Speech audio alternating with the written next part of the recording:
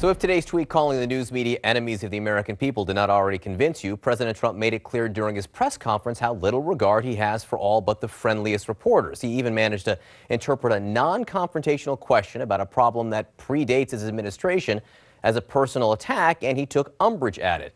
Take a listen to the question from Jake Turks of the Orthodox Jewish Weekly Ami and President Trump's answer. What we haven't really heard being addressed is an uptick in anti-Semitism and how the government is planning to take care of it. There's been a report out that 48 bomb threats have been made against Jewish centers all across the country in the last couple of weeks. There are people who are committing anti-Semitic acts or threatening to. You see, he said he was going to ask a very simple, easy question. And it's not. It's not. Not a simple question, not a fair question. Okay, sit down. I understand the rest of your question. So here's the story, folks. Number one, I am the least anti-Semitic person that you've ever seen in your entire life. Number two, racism, the least racist person. In fact, we did very well relative to other people running as a Republican. Quiet, quiet, quiet. See, he lied about he was going to get up and ask a very straight, simple question. So, it's welcome to the world of the media. And with that, Jake Turks became part of the story and the conversation tonight. However, because Mr. Turks observes the Sabbath, we spoke to him before airtime and before sundown. Jake, you never really got a chance to finish your question to President Trump. What is it that you wanted to ask him? Simply put, I'd like to know and get clarification on what is it that his administration's position is that the executive branch of the federal government of the United States it can and would be doing to try to curb anti-Semitism and try to address that issue and work together with leaders of the community. And you worked pretty hard to craft the question and make it clear that you were not asking him if he was an anti-Semite. Right, and perhaps sometimes when you over-prepare, you end up doing yourself a disservice, so it could be that that's what that was. I don't know if we will ever know. Were you surprised that he cut you off before you finished? We're professional reporters. We are trained to not have any kind of emotional attachment and to try to not allow any kinds of feelings to interfere with our job. So a surprise is something that I'm supposed to not be, and yet here I am admitting on national television that I was somewhat surprised. He said you were being unfair. He actually said that you lied. The premise of your question, you said it was going to be nice and that you lied about that, when in fact you'd work hard to make sure that you were quite fair in asking it. Right, and one of the very interesting things is the fact that for the past 2 years I've had a very good relationship with him, and just a day earlier, less than 24 hours earlier, when he had escorted Prime Minister Netanyahu out of the White House, I got a chance to just shoot a question at him, and it was very simple. What is his message about how the meetings went, and what does he want the Orthodox Jewish community to know? And he was very friendly, and he said, went over very well.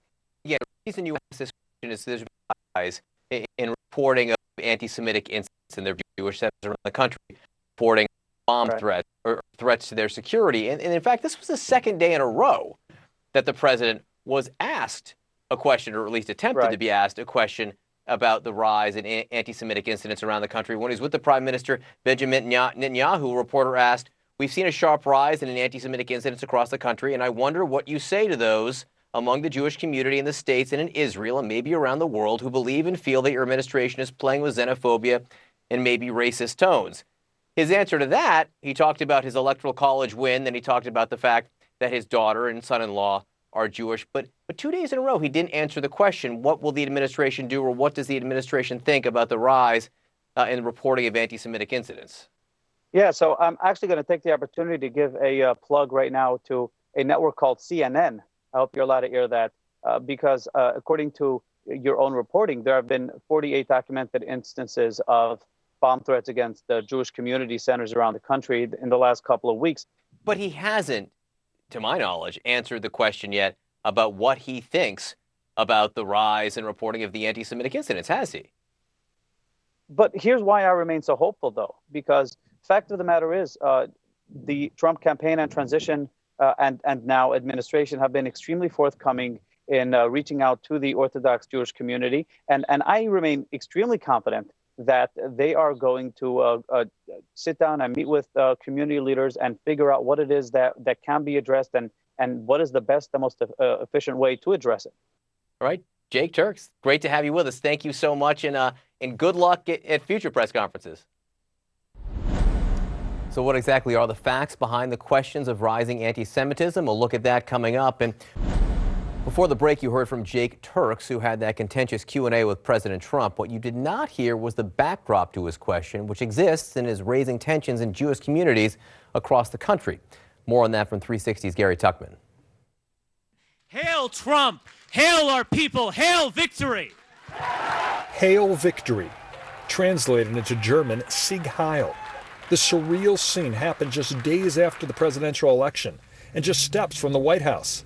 A gathering of a so-called alt-right group cheering Donald Trump's victory with Nazi salutes.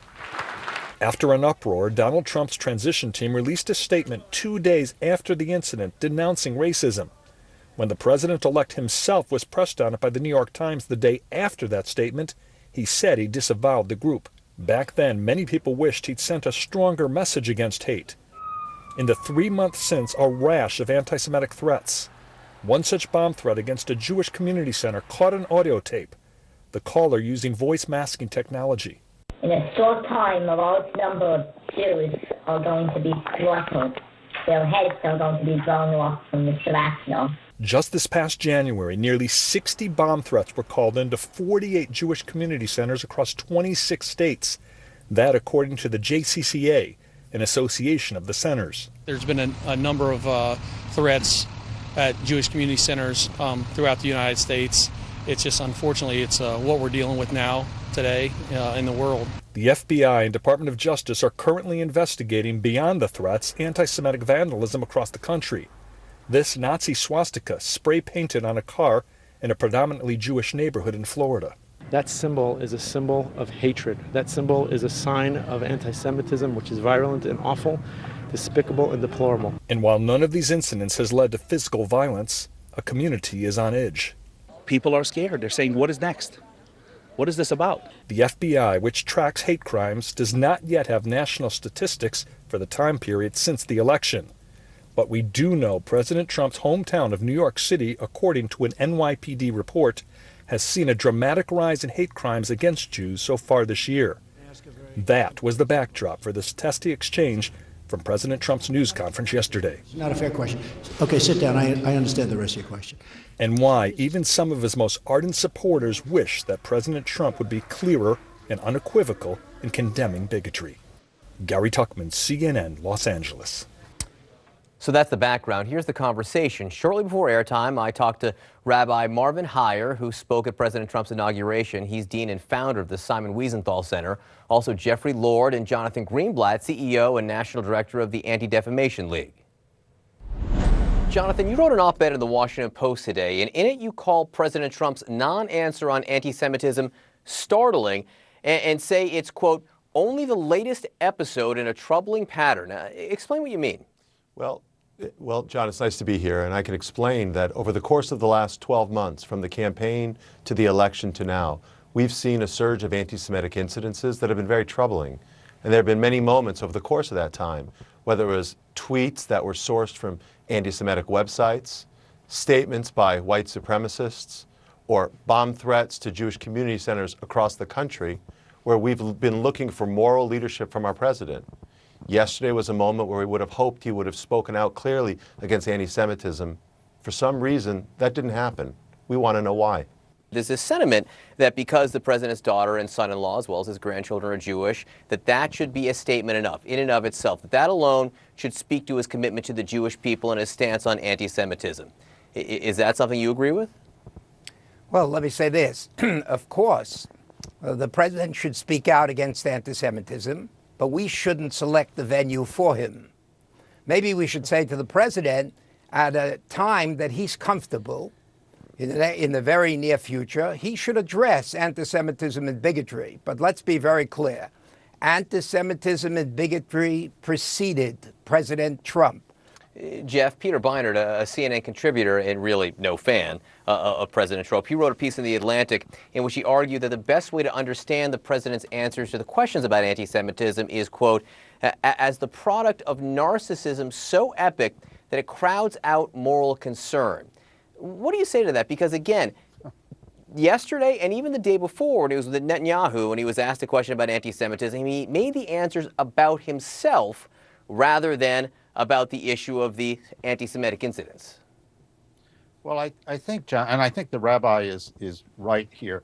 And I think what goes on in the president's mind here is that knowing his own record on this, knowing that he has Jewish family members, knowing, as you heard the other day from Prime Minister Netanyahu, who's known him for years and vouched for him quite specifically on this subject, I think, frankly, that he takes offense at what he sees as suggestions that he ran an anti-Semitic campaign or that there were anti-Semites involved in his campaign. I think he really does take offense at it. And so I can understand why anyone would take offense at being called an anti-Semite.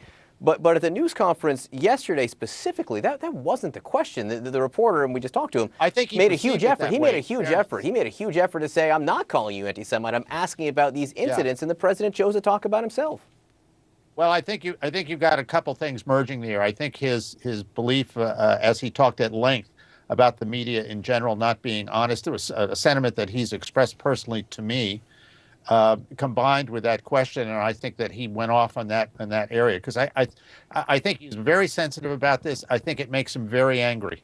Jonathan, what would you like to hear from the president about this? I find this startling. I can't think of a more convenient or easy venue than the East Room when a question is asked by a friendly journalist who's visibly Jewish. Or I can't think of an easier opportunity than Holocaust Remembrance Day, when the White House issued a statement that inexplicably omitted the 6 million Jews. Look, let's be clear. This is a moment for moral leadership. And I understand that the president is angry. I am angry that a man was arraigned in Myrtle Beach, South Carolina yesterday for plotting to blow up a synagogue. I am angry that there are millions of anti-Semitic tweets circulating over social media. And it is not because of the president that these are happening, but it should be the cause of the president to say enough, dayenu, no to anti-Semitism, and we're going to stop it. And Rabbi Hier, it should be noted that the president just tonight is tweeting about the media. He has plenty of time to talk about his complaints about the media. Could he take some of that time and say, hey, these anti-Semitic incidents around the country are bad? Yes, absolutely. But I don't think he should be tweeting or giving one or two sentences about a serious subject like anti-Semitism. And let me remind you, there are so many people who are saying that President Trump is an anti-Semite. But I remember when the center was criticized, why we didn't call President Obama an anti-Semite when he sat for 20 years in Reverend Wright's synagogue. We refused to call him an anti-Semite because he isn't. And neither is President Trump. Look, I have such respect for Rabbi Hier, who has been at this work for so long and done so much service for the Jewish community and for all marginalized people. But let's be clear, the question isn't whether or not President Trump is an anti-Semite. I don't think he is. The question is, will he stand up as forcefully to anti-Semitism as he does to the quote-unquote fake news, or as he does to Saturday Night Live or the morning shows? Guys, there will be hard moments for this president. This one is easy, and he should knock it out of the park. So the question is, why doesn't he? Jeffrey, last word? Well, he's been there 3 weeks. Give him a chance. Give him a chance. All right, guys, an important discussion. I appreciate the time. Jeffrey Lord, Rabbi Hier, Jonathan Greenblatt, thanks so much. Thank you. Thank you. So here we are 4 weeks into the Trump presidency, already a presidency like no other. But is that a good thing for the Republican Party? We're going to check the state of the GOP next.